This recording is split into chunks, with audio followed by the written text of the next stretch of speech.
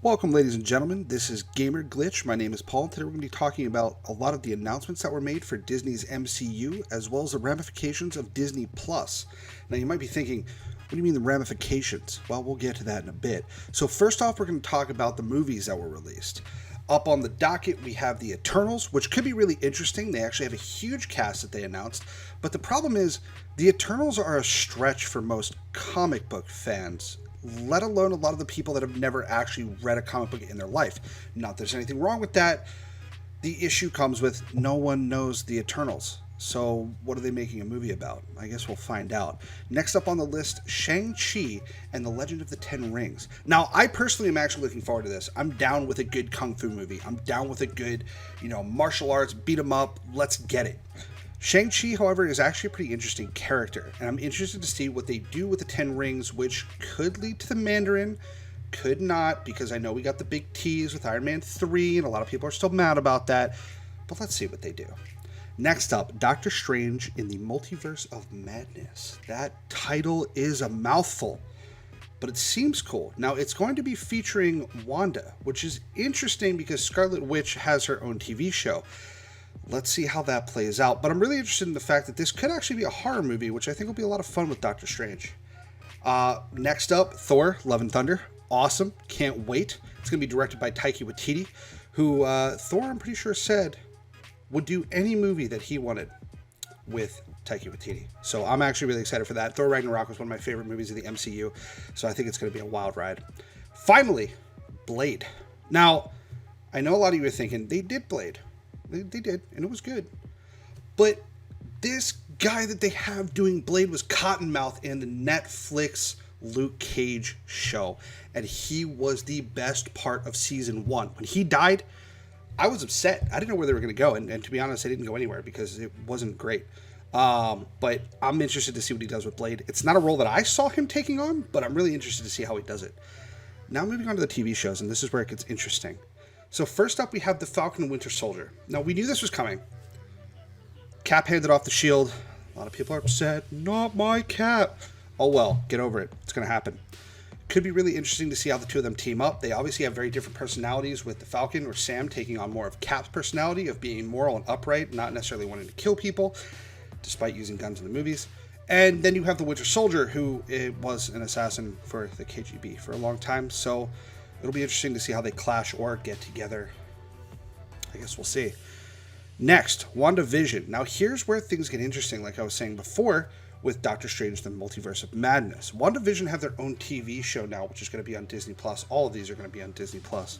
So I'm really interested to see how this ties into the multiverse and whether or not it affects the show in any way. Now, that's one of those ramifications that we're going to be getting into later. Next up, we have Loki. Loki... Exactly. Loki's dead. He died. So, he didn't get brought back by the snap.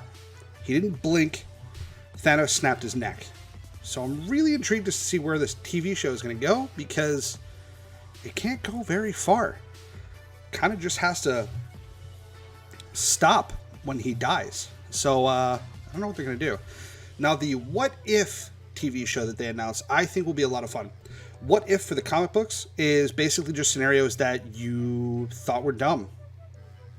What if Captain America was actually put in the Weapon X program instead of Wolverine? What if Peter Parker's parents never died? What if, I don't know, instead of Peter Parker, we had Spider-Ham in the MCU?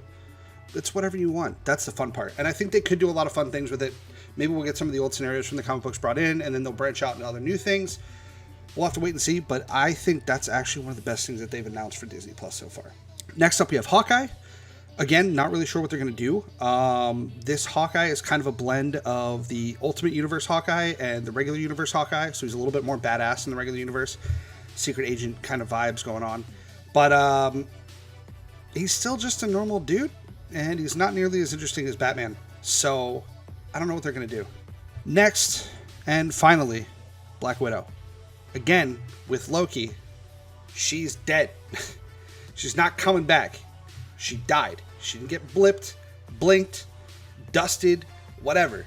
So I think this is going to be a lot of backstory into Black Widow, her history, what I think it was the KGB had her doing instead of the Winter Soldier all those years, her training, stuff like that. Could be kind of fun. Could not be, but I guess we'll see on that one as well. So here's what I meant about the ramifications. So Disney Plus, their streaming service, everybody's got a streaming service. It was going to happen. Obviously, it has a lot of other things other than just the Marvel stuff, but this is where a lot of the Marvel TV shows are going.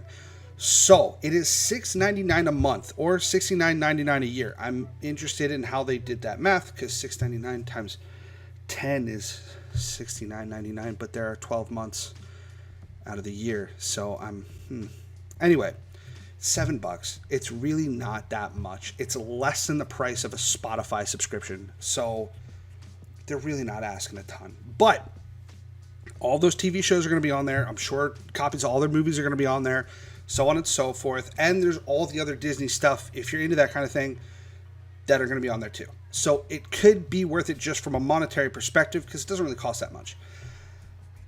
Here's the issue for Falcon and the Winter Soldier. Wanda and Vision, not so much Loki, not so much the What Ifs, maybe Hawkeye a little bit, not so much Black Widow. There are going to be storyline elements that fit with the movies that you won't get unless you've watched the shows. Now, they did this before with Agents of S.H.I.E.L.D. Agents of S.H.I.E.L.D. was just on regular network television, so that was fine, but it was also only one direction. What was it?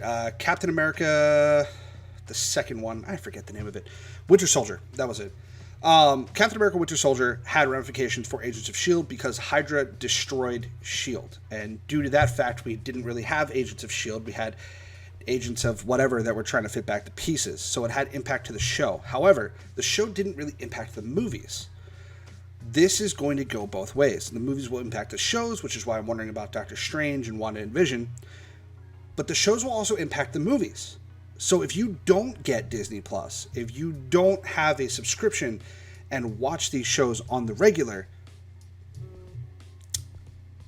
it could be an issue. You might miss pieces. You might miss, key storyline elements that might make the movies seem bad or not well written or not put together very well. So I don't know. It's an interesting thing because the movies have done so well so far that I'm intrigued as to whether or not this was the play they should have made.